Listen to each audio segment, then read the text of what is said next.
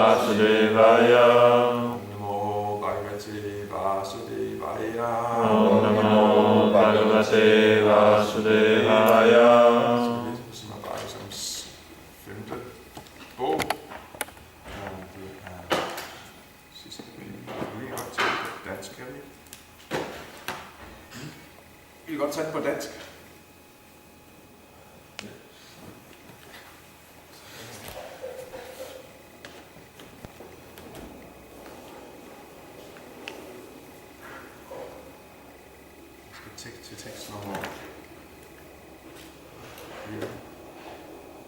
Skal det 22?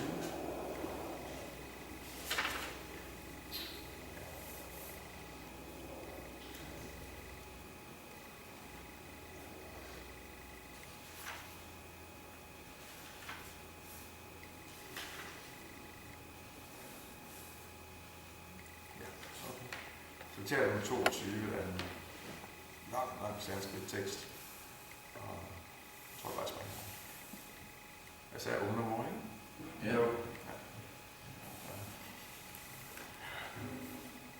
Det kan sgu komme sådan noget lige god her.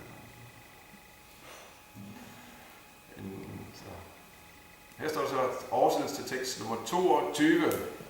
En person, der er blevet født i en ansvarlig familie, som for eksempel en kshatriya, et medlem af en kongelig familie eller en embedsmand, men som forsømmer at udføre sine handlinger,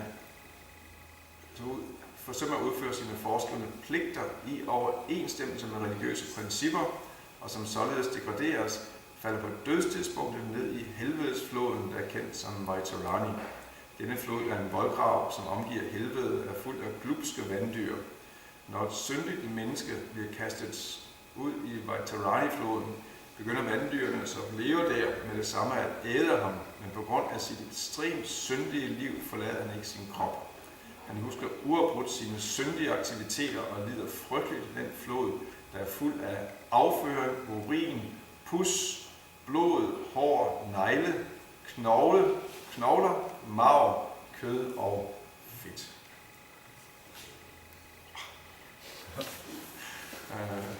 Tekst nummer 23. Lavfødte sudra-kvinders skamløse ægtemand lever nøjagtigt som dyr, og derfor har de ingen god opførsel, renlighed eller reguleret liv. Efter døden bliver sådanne personer kastet ned i helvede, der er kendt som Puyoda, hvor de bliver placeret i et ocean af pus, afføring, urin, slim, spyt og lignende ting. Sudra, der ikke kunne forbedre sig, falder ned i det ocean og tvinges til at spise disse modbydelige ting. Forklaring fra Prabhupada. Sri Lalitanatha Prabhu har sunget Karma Kanda, Jnana Kanda, Kevala, Vishera Banda, Amritat Valiya Yebakaya, Nana Yoni, Sadapils, Kadayal, Bhakshakare, Tara Janma, Patayaya. Han siger, at personer, der følger vejene af Karma Kanda og Jnana Kanda, frugtbare aktiviteter og spekulativ tænkning, går glip af muligheden for en menneskelig fødsel og glider ned i cyklen af fødsel og død. Derfor er der altid risiko for, at de vil blive placeret i Puyoda Naraka, helvede ved navn Puyoda, hvor man bliver tvunget til at spise afføring, urin, pus, slim, spyt og andre afskyelige ting. Det er betydningsfuldt, at dette vers specielt taler om Shudra. Hvis man bliver født som en Shudra, må man gentagende gange vende tilbage til Puyodas ocean for at spise rædselsfulde ting. Derfor forventes det, at selv den, der er blevet født som Sudra, bliver en brahmana. Det er meningen med menneskeligt liv. Alle bør forbedre sig. Krishna siger i Bhagavad Gita 4.13, Taturvan yam maya sristam guna karma vibhagasya. I overensstemmelse med den materielle naturs 3 kvaliteter og det arbejde, som tillægges dem, bliver menneskesamfundets 4 afdelinger skabt af mig. Selv hvis man er kvalifikation af en Shudra, hvor man prøver at forbedre sin position og blive en brahmana. Uanset hvad en persons nuværende position er, for ingen prøver at forhindre ham i at komme til en brahmanas eller Vaishnavas platform. Faktisk må man komme til en Vaishnavas platform, der bliver man automatisk en brahmana. Dette kan kun gøres, hvis Krishna-bevidsthedsbevægelsen bliver spredt, for vi prøver at hæve alle op til Vaishnava-platformen. Som Krishna siger i Bhagavad Gita 1866, Sarva Dharman Parityajya Mamikang Shanam Braja. Opgiv alle andre pligter og overgiv jer blot til mig. Man må opgive de beskæftigelsesmæssige pligter, som gælder for en Sudra, en Kshatriya eller en Vaishya, og engagere sig i en Vaishnavas beskæftigelsesmæssige pligter, der indbefatter en brahmanas aktiviteter. Krishna forklarer det i Bhagavad Gita 9.32, Mammi Pata Yapasricha Yepishu Papayonaya Skrivaishas Tatar Sudras Tepiyanti Param Gatim. Og søn af Prita, selvom de måtte have en lavere fødsel, kvinder, Vaishya, handelsmænd, såvel som Sudra eller arbejdere, kan de, der søger tilflugt hos mig, nærme sig det højeste bestemmelsessted. Menneskelivet er specielt beregnet til at vende hjem tilbage til guddommen.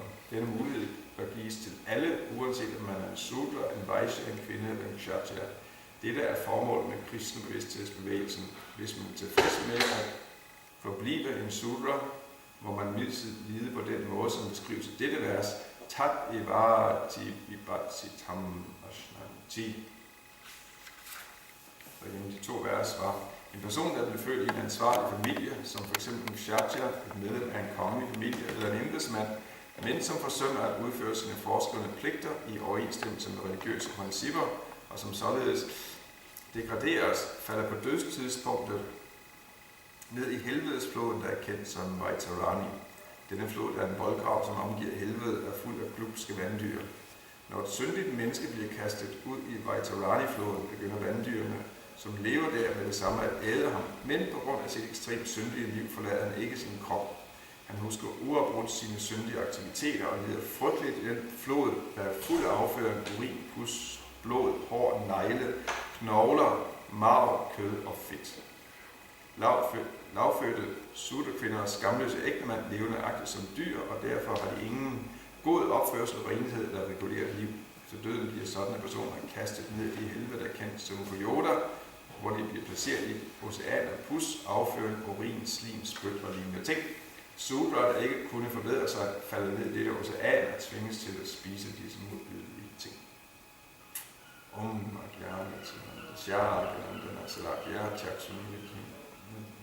Yena tasmai sri gurave namaha mukam karoti vajanam pangum langati kirinyan kripataraham vandesi gurum hinatahinam namom Vishnupadaya Krishna Prestaya Bhutale Srimad Bhaktivedanta Swami Namning Namaste Saraswati Devam Odram Prajayani Nirishesha Shunyavadi Tastatyavi Tatayani Vancha Kalpatulubhyascha Kripasindubhyacha Bhaktinam Hamdeyo Vaishnavyo Namo Namaha Jai Shri Krishna Chaitanya Prabhu Nityananda Shri Advaita Gadadhara Srivasti Gaura Hare Krishna Krishna Krishna Hare Hare Hare Ram Ram Ram Hare Hare.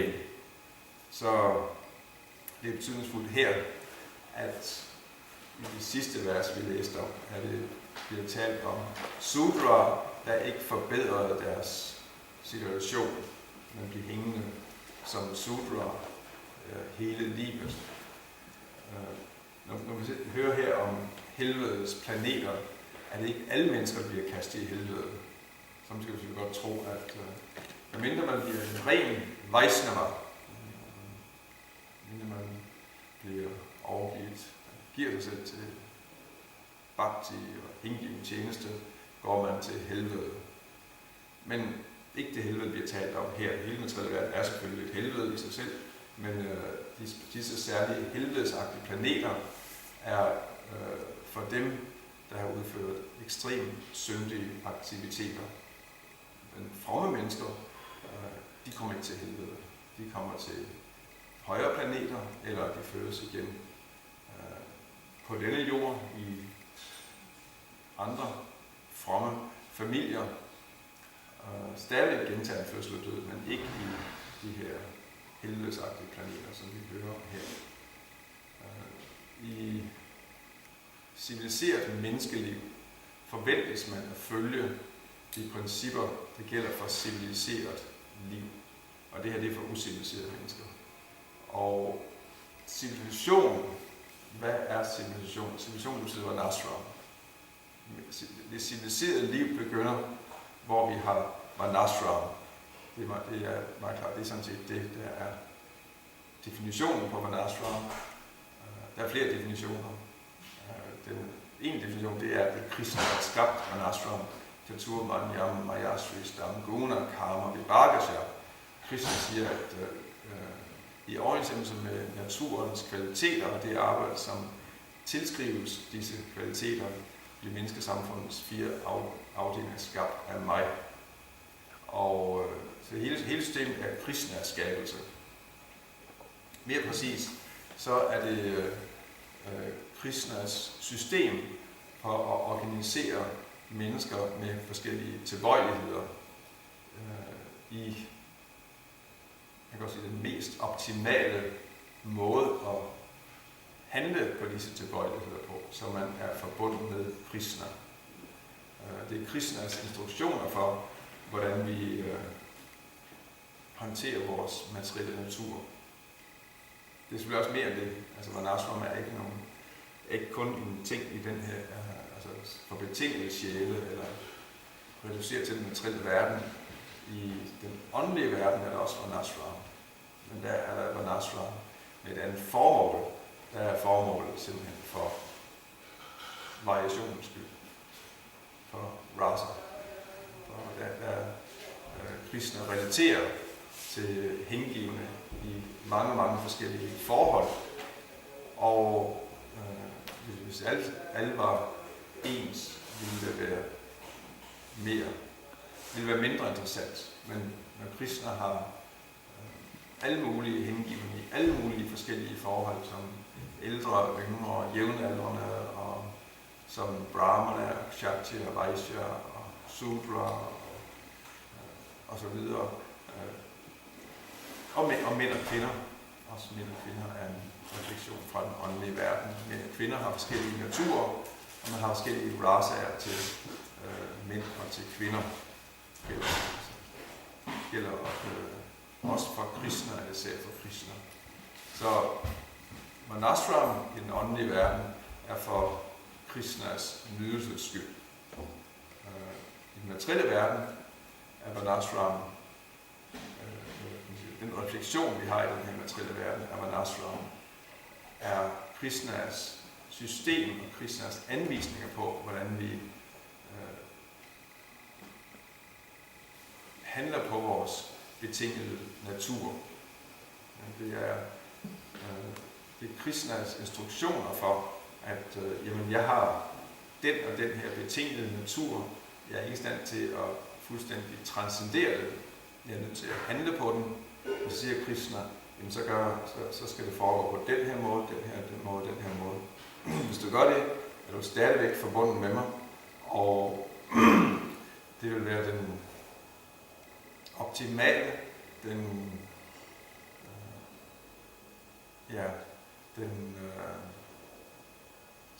bedste måde at handle på, som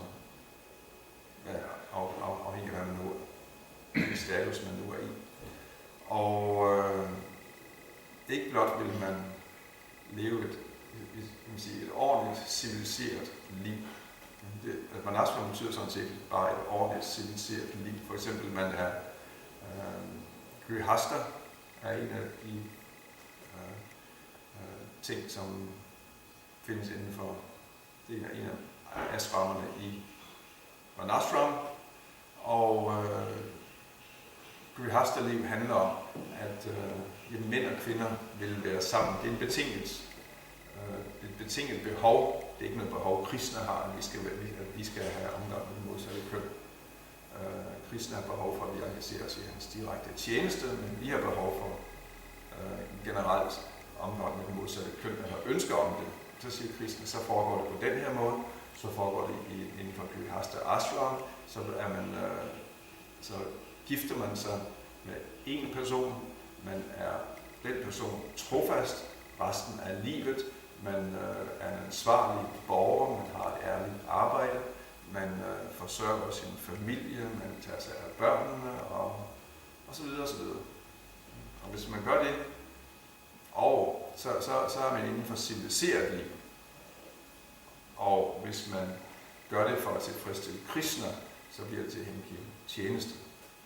Man kan godt have, ikke hengiven, følger også fra ashram, de der civiliserede, de gør det ikke for Krishna, og derfor så bliver det ikke hengiven tjeneste, men hengivende handler også inden for ashram, men her gør de det, fordi at tage frugterne og ofre dem til Krishna, giver dem til Krishna, og så er det pludselig helt anden ting, så er det transcendentalt, så er det ren hengiven tale om, så det gør med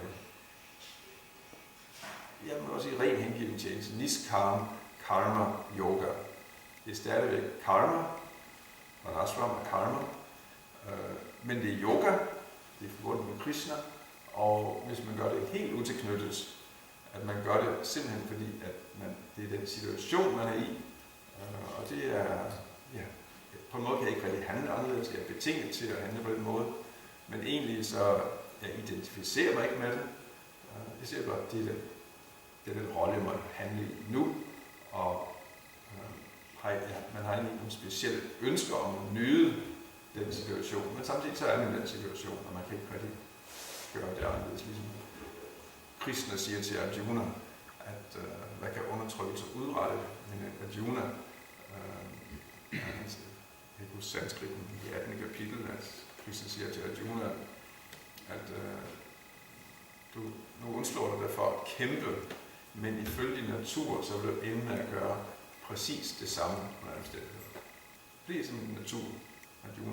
Arjunas natur er at være kriger og bueskytte og kshatriya, og nu kan han så nægte at gå i krig her, men det betyder ikke, at han ikke vil ende med at gøre præcis det samme, som han gør alligevel. Det er hans natur. Så vi har alle sammen en natur, og vi ender med at gøre det samme alligevel. Og derfor siger Krishna, han gør det for mig, og så bliver det, og hvis man tænker på den måde, at det er den natur, jeg har, jeg kan egentlig ikke rigtig handle anderledes, men jeg har ikke noget specielt ønske om at gøre det, jeg identificerer sig ikke med den natur, men jeg gør det for Krishna. Så er det niskam karma yoga, så er det ønskefrit karma yoga, og det kan man opnå fuldkommenhed ved at praktisere, ved at udføre. Hvor det yata pravidya bhutanam, og så ena sarvam idam samam. Men Krishna siger i hvert fald, at alle levende væsener kan opnå fuldkommenhed ved at tilbede den højeste herre, der er alt gennemtrængende med frugterne af deres arbejde. Er det sådan oversætning går?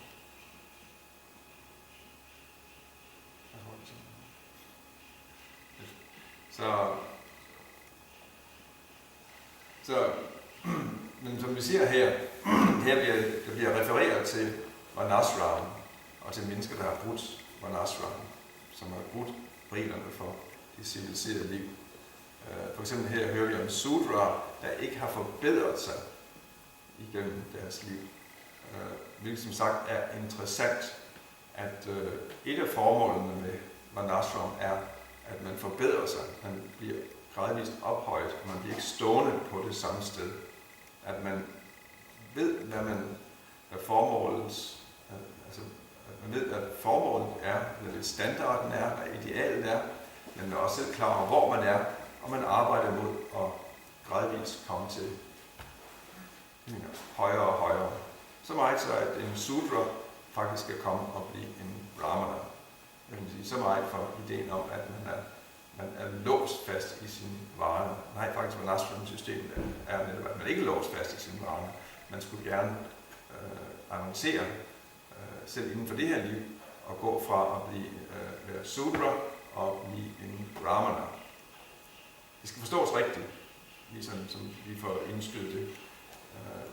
Man kan godt, fordi vi avancerer på forskellige niveauer. Her er der egentlig tale om, vi har at gøre med 2 niveauer. Vi har at gøre med mentaliteten, og vi har også at gøre med de kropslige handlinger.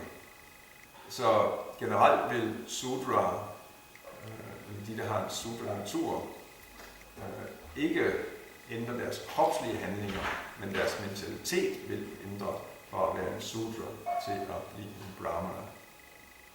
Og hvis det bliver Vaishnava, hvis det bliver Vaishnava. Og derfor så samtidig giver det lidt forvirring blandt hengivne. Men faktum er, at mange hengivne, mange af os hengivne, de har i hvert fald en kropslig betinget natur, betinget til at handle på en bestemt måde, som ikke er som en Brahmana, men er som en Sudra, Vaishya, Kshatriya, eller som en kvinde, eller som en mand. Og den natur kan vi ikke sætte os ud over, men den mentalitet, hvor vi gør vores for eksempel Sudra-aktiviteter, det er en helt anden mentalitet, som en Brahmana har. For her bliver talt om, at man skal ændre sin mentalitet, men altså ikke nødvendigvis. Det kan også godt lade sig gøre, at man ændrer sine vaner, sine handlinger, men det er mere sjældent. Men mentaliteten skulle gerne ændres. Man går fra at være en Sudra, som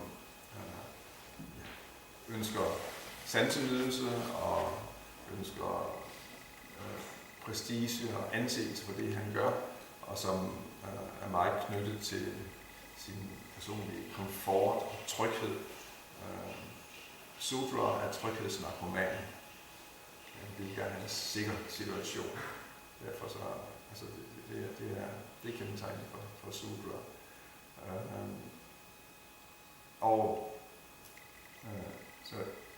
Men specielt, hvor vi har syndige Sudraer, de 4 regulative principper, på en måde kan man sige, er slækket for Sudraer.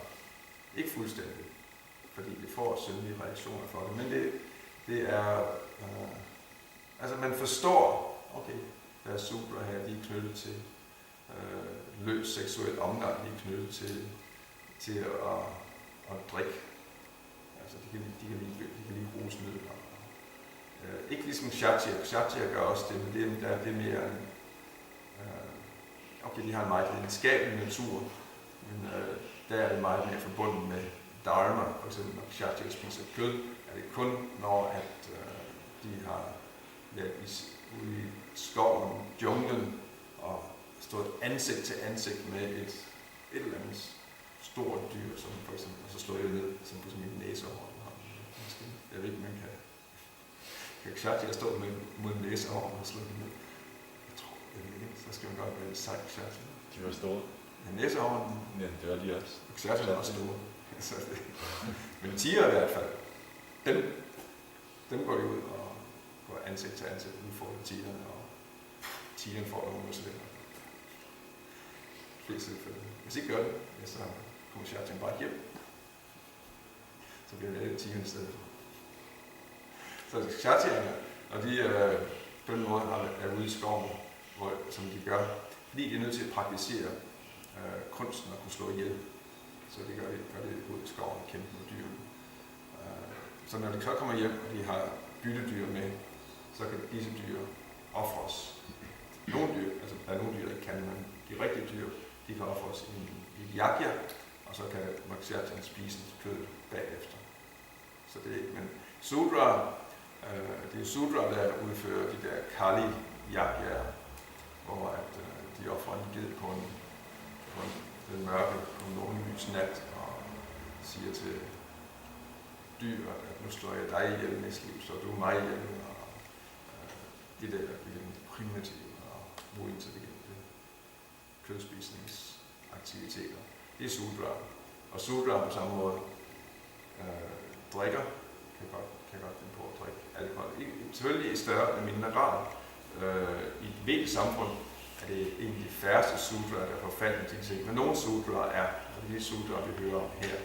Altså, nogle sudraer er simpelthen bare...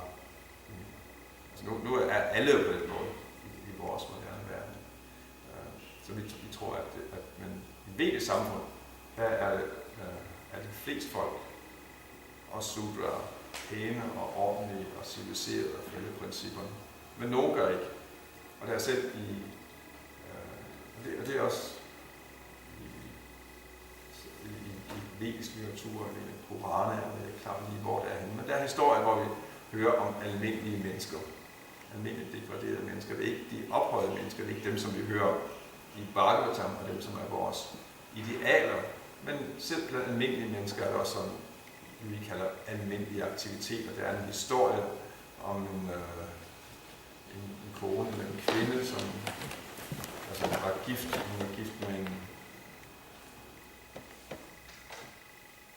en mand, der var et eller andet, hvor han rejste jævnligt hjemmefra.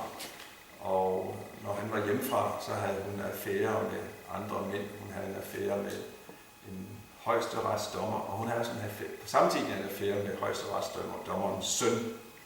Og så sker det selvfølgelig det på et tidspunkt, for manden mistanke om, at det er helt rigtigt. Så når påskudderen nu tager han afsted, og han tager afsted, men altså, så tager han ikke afsted.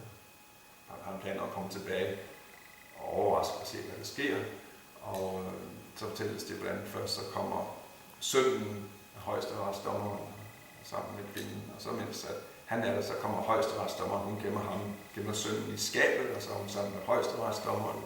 Og så opdager hun, at min mand han kommer der, og så kan man sige, hovedet råd dyre, og hun tænker meget hurtigt, og hun siger til, der er min mand der, helt hvad, gør en ting, her er der en stok. Tag den her stok i hånden, og så bare styrt ud af døren, og råb og svær og band, hvem man overhovedet se min mand, bare ser rigtig vred ud.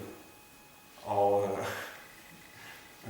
det gør han så, og manden kommer hen fra hjem, og han ser højesteretsdommeren komme ud af sit hus, og vred og sådan, og hilser ikke engang på ham, og han er lidt forvirret, så kommer han ind til konen og spørger, hvad sker der her, og ja, men konen siger, det er en helt forfærdelig historie, og sådan lignende, at ham, dommeren, og hans søn, de har lavet udstående, de er på skændes, og faren han bank sønnen, og sønnen han kom herover, og han kom faktisk og gemte sig, han er faktisk indskabet her, prøv at se nu, og han gemte sig fra faren her, og så kom faren, jeg sagde ikke, at det var ikke der, eller et eller andet. Han var dækket sådan en hel historie op, og tænker, nu er kvik, og manden, han fanger hende ikke i hendes utroskab og sådan noget. Så der er sådan en historie i Purana, men vi ser, det er ikke historier om ophøjede mennesker eller sådan, men det er sådan, blandt almindelige folk foregår det den slags ting. Ganske almindelige borgere, ikke ophøjede,